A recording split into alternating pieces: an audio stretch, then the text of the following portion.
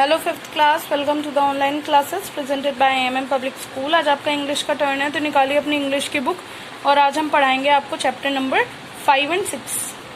41 page पर आपका chapter number 5 है, पाइड पाइपर ऑफ हैमेलिन। बच्चों, ये एक टाउन है, ये हैमेलिन जर्मनी में, और यहाँ पर जो लोग हैं वो बड़ी हंसी खुशी से रहते हैं, काफी समृद्ध हैं, उनके पास सब कुछ है घर में खाने पीने के लिए। लेकिन एक दिन अचानक से क्या होता है कि कुछ होता है और सब कुछ उथल पुथल हो जाता है। अब हुआ क्या, उस टाउन में पता नहीं कहाँ से बहुत सारे चूहे आ गए, और चूहे इतने ज्यादा आ गए, हर घर के कोने में हर जगह फैल गए वो, और इतना बुरा हाल कर दिया उन चूहों ने कि उस टाउन में जहाँ पर कभी किसी के पास खाने की कमी नहीं हुई, कुछ नहीं कमी हुई, वहां पर अब लोगों के पास खाने के लिए खाना भी नहीं रहा, क्योंकि चूहे सब खा गए। काफी मोटे मोटे चूहे हर जगह, सड़कों पर, घरों में, हर जगह चूहे ही चूहे फैल गए। वहाँ के लोग बहुत ज्यादा परेशान हो गए।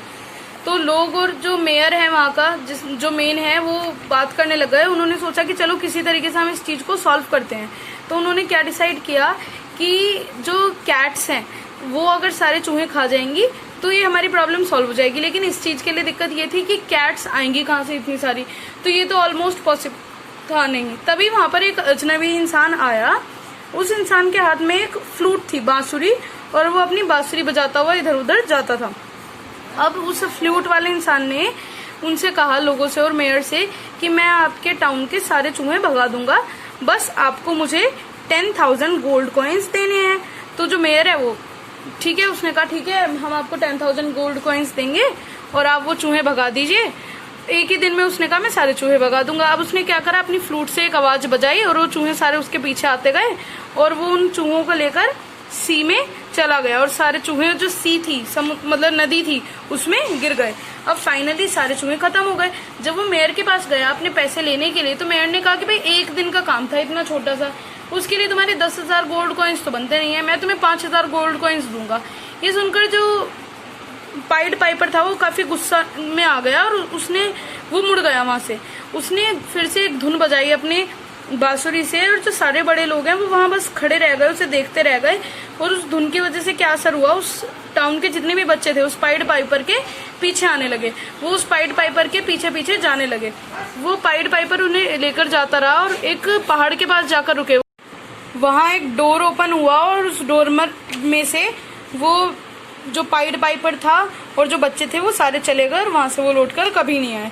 कहते हैं कि जो पाइड पाइपर है वो उन बच्चों को एक ऐसे अच्छी संसार में ले गया जहाँ जो लोग हैं वो ईमानदार हैं और अपने वादे पूरे करते हैं। तो यहाँ आपका चैप्टर फिनिश होता है बच्चों। अब हम पढ़ेंगे चैप्टर नंबर 6। पेज नंबर बच्चों 49 पर आपका चैप्टर नंबर 6 है, द ज़ेल्कोवा ट्री। जो ज़ेल्कोवा है ये एक बहुत लंबा पेड़ होता है, बहुत ज्यादा फैला हुआ जापानीज पेड़ है ये एक। तो जो कहानी है वो क्या है कि एक यंग मैन था, वो काफी थका हुआ था, वो सोच रहा था किसी पेड़ की छाया मिल जाए मुझे, उसके नीचे बैठ के मैं आराम करूं। तभी उसे एक ज़ेल्कोवा ट्री दिखा, लेकिन वो एक अमीर व्यापारी के मतलब बगीचे में लगा हुआ था वो ज़ेल्कोवा ट्री। तो वो उसके नीचे बैठ गया। उस ज़ेल्कोवा ट्री की जो छाया थी वो उसके अपने मतलब जो हट है, छोटा सा झोपड़ी सी थी, वहां पर भी आ रही थी, तो वो वहां बैठ गया। अब जो मर्चेंट आया उसने कहा कि भाई ये तो छाया मेरी है, ये पेड़ मैंने लगाया था, तो तुम इसके नीचे नहीं बैठ सकते। उसने कहा, जो व्यापारी था वो बहुत ज्यादा बुरा था, बहुत मतलब चालाक था, तो अपने आप को समझता था। तो उसने कहा कि अगर तुम्हें इसके नीचे बैठना है तो तुम्हें इसे खरीदना होगा। तो जो यंग मैन है उसने भी थोड़ा अपना दिमाग चलाया, उसने कहा ठीक है मैं खरीदता हूँ। उसने कहा मैं तुम्हें जो पैसे दूंगा, हमारा एग्रीमेंट ये होगा कि जितनी इस पेड़ की छाया है वहां तक इसका इस्तेमाल मैं कर सकता हूँ, इस पेड़ की छाया का। तो जो अमीर इंसान है उसने कहा ठीक है कर लेंगे ऐसा। अब उसने वो कॉन्ट्रैक्ट साइन कर लिया। लेकिन बाद में क्या हुआ कि पहले तो जो यंग मैन है उसके घर तक ही उसकी छाया आ रही थी, लेकिन फिर छाया जो है वो जो मर्चेंट था उसके यार्ड में आने लगी। तो वो जो यंग मैन था उसका फ्रेंड, वो उस मर्चेंट के यार्ड में जाकर पिकनिक मनाने लगे।